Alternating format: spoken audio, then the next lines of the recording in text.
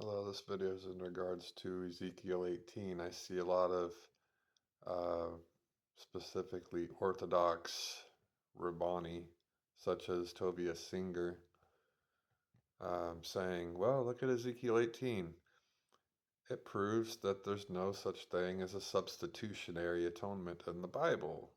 Really?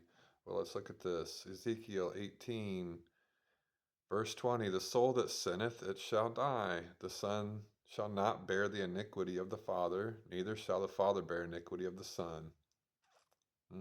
That seems to make their point, doesn't it? But what is that actually saying? That's saying that if the father sinned, you can't punish the son for that. The father has to bear that iniquity. Okay, now let's look at a different verse.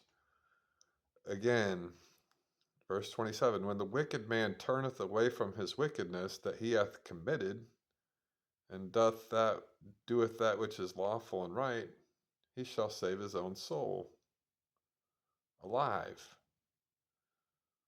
So the wicked man turns from his wickedness that he hath committed and doeth that which is lawful and right, he lives.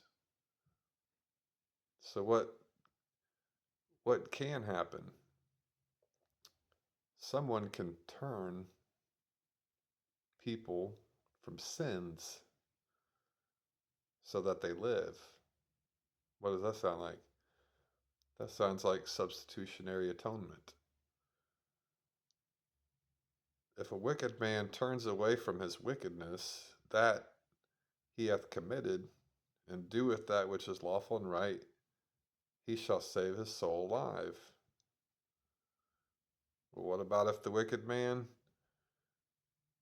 turns another wicked man away from his wickedness?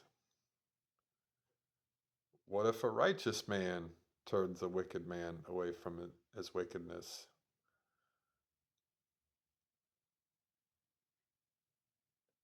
That, as long as the person turns away from their wickedness that they've committed and do that which is lawful and right, they save their soul. So indeed, a righteous man could turn a wicked man away from his wickedness and save that wicked man's soul. So, in fact, there is substitutionary atonement. And Ezekiel 38 actually, or Ezekiel 18 actually proves that.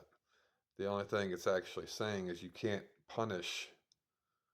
If a father is a sinner or in sin and the son is righteous, you can't punish the son for what his father is doing for sins, right? What that simply doesn't say, though, is a righteous man can't go and turn a wicked person away from their sins so that the wicked person would live. So you just have to maybe read the scriptures a little bit more carefully instead of just assuming things, right? Or coming up with your own interpretations. It's pretty evident.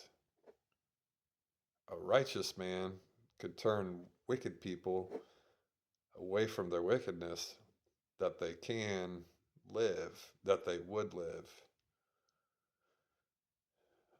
A wicked person, that he hath committed wickedness, if he doeth that which is lawful and right, he shall save his soul alive. Okay?